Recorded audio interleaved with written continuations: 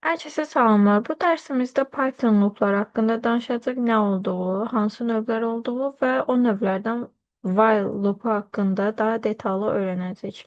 İlk önce Python loopu, yani dövr operatoru nedir ve ne için istifadə olunur onu öğrenək. Loop proqramlaşdırmada təkrarlama mexanizmidir. Yəni təsəvvür edin ki, sizə 100 dəfə salam dünya yazdırmaq lazımdır. Loop olmadan 100 dəfə print salam dünya yazmalı olardınız hər halda.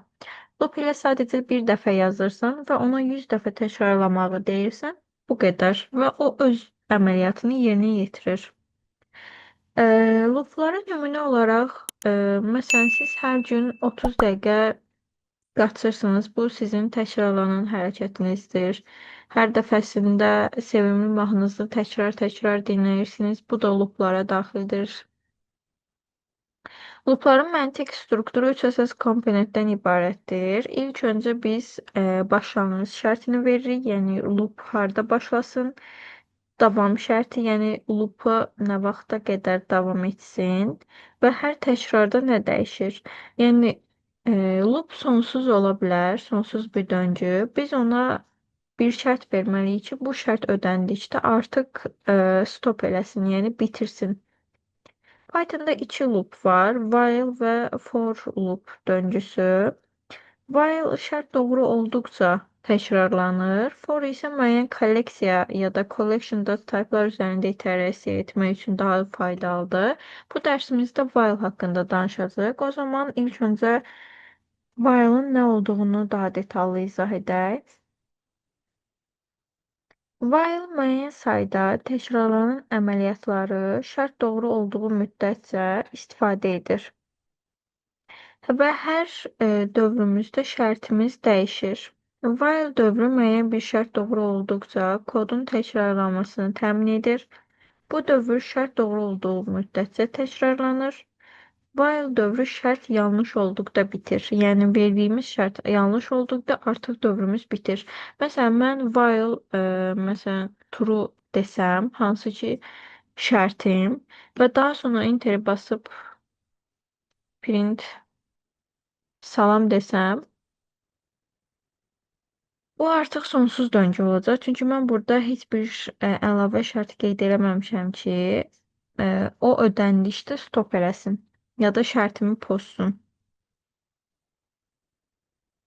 Yəni gördüyünüz kimi hələ də çıxmağa davam edir. Yəni təbii ki, bunu özümüz saxlamalıyıq. Olmasa sonsuza qədər davam edəcək.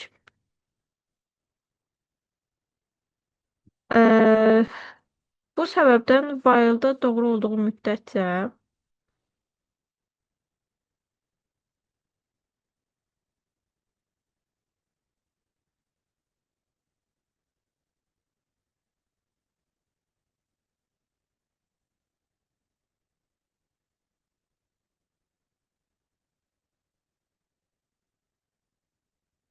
bu səbəbdən while hər təkrarda şərtin yenidən yoxlanmasını və əməliyyatların yerinə yetirilməsini davam etdirir və şərti doğru olduğu müddətcə təkrarlanır. Bu sonsuza qədər davam edə bilir.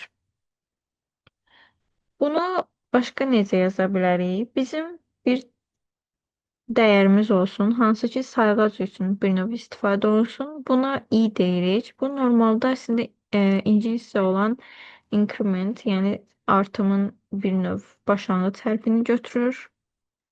Onu 1-ə bərabər eləyir və biz 5-ə qədər sayını print etmək istəyirik. Bu zaman while deyirik ki, şərtimiz 5-dən kiçik bərabər olsun. Çünki mən 5-ə qədər olan sayıları print etmək istəyirəm.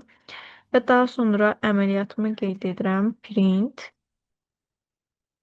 i və sonu boşluğa bərabər eləmək istəyirəm. Hansı ki, boşluqla çıxsın. Tamam, qeyd elədim.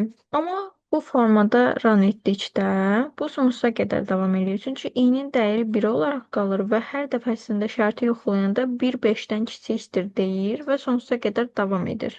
Mən burada əlavə bir şərt də qeyd etməliyəm ki, hansı ki döngü o şərti ödədikdə stop eləsin.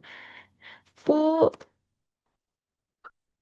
plus bərabər 1 deyək. Yəni hər dəfəsində döngü işlədikdə mənim i dəyərim bir vahid artsın. Yəni run olundu 1, 2, 3, 4, 5. İ'nin dəyəri 5 olduqda artıq gəlir bura. Üzərinə bir vahid gəlir.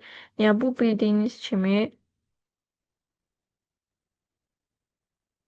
i bərabərdir i plus 1 deməkdir. Bu 5 olduqda artıq üzərinə bir gəlir 6 və şərti yenidən yoxlayır. 6 5-dən kiçik olduğu üçün artıq döngü stop eləyir. Yəni döngünün içərisinə daxil olmur. Run etsək görərik ki, 1, 2, 3, 4, 5 olaraq mənə verdi. Burada i dəyişəni birdən başlayır. Yəni başlanğıcımı göstərir. Bu mənim şərtimdir. Yəni bu şərtim doğru olduğu müddətcə təkrarlanır. Hər təkrarda i bir vahid artırılır və ekrana yazdırılır. Dövrüm i bərabərdir 6 olduqda bitir, çünki şərt artıq false olur.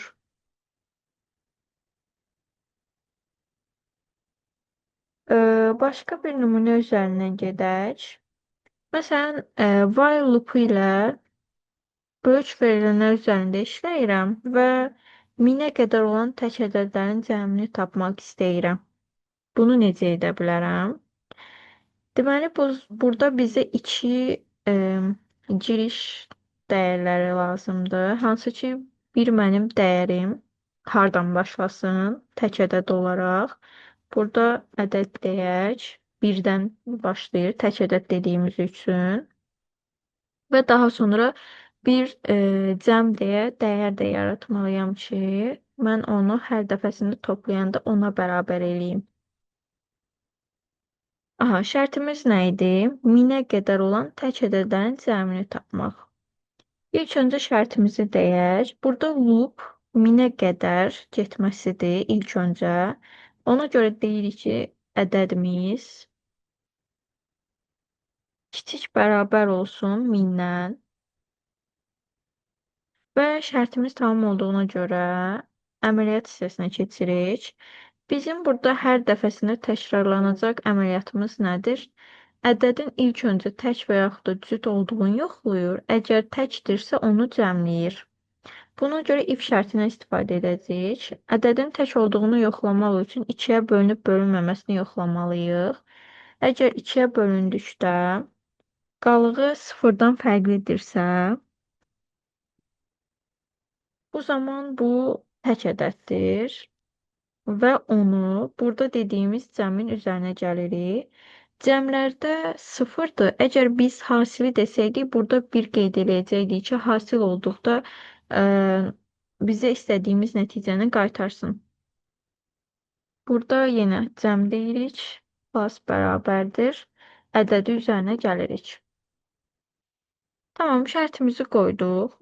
Ədədimizi tapdıq, amma hər dəfəsində biz nə etməliyik? Həmin ədədimizin dəyərini qaldırmalıyıq bir vahid ki, bu şərtimiz təkrarlansın və 1000-ə çatdıqda dayansın. Çünki əgər biz buradakı kimi artırma operasyonu etməsək, bu zaman sonsuza qədər davam edə bilər. Burada da bu zaman qeyd edirik ki, plus bərabərdir 1. Və bu bizə sonda cəmi qaytarır. Onu çap etmək üçün isə ayrıca qeyd edirik ki, bizə həmin dəyişənin dəyərini qaytarsın.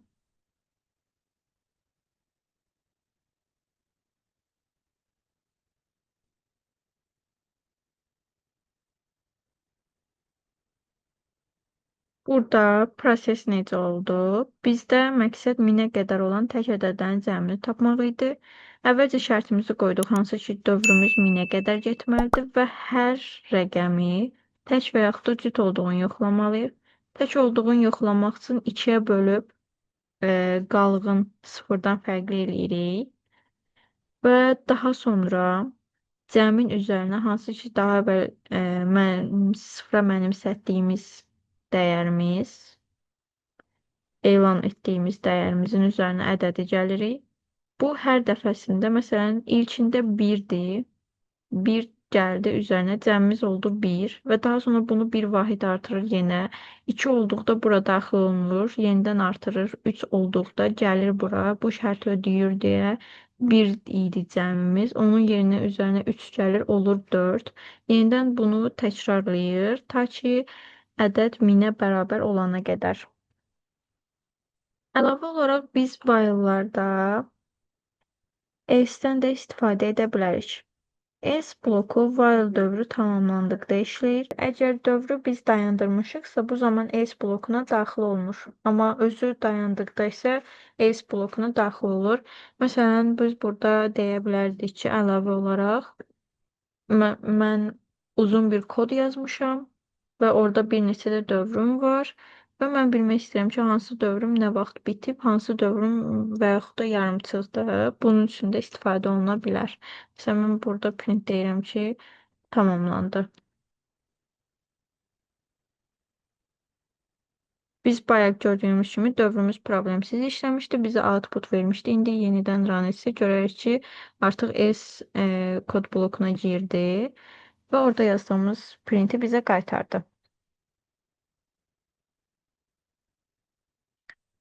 Bu dərsimizdə while dövrünün nə olduğunu, necə işlədiyini və hansı hallarda istifadə edildiyini öyrəndik. While dövrü şərtli əməliyyatları təkrarlamaq və verilənlər üzərində işləmək üçün çox faydalıdır.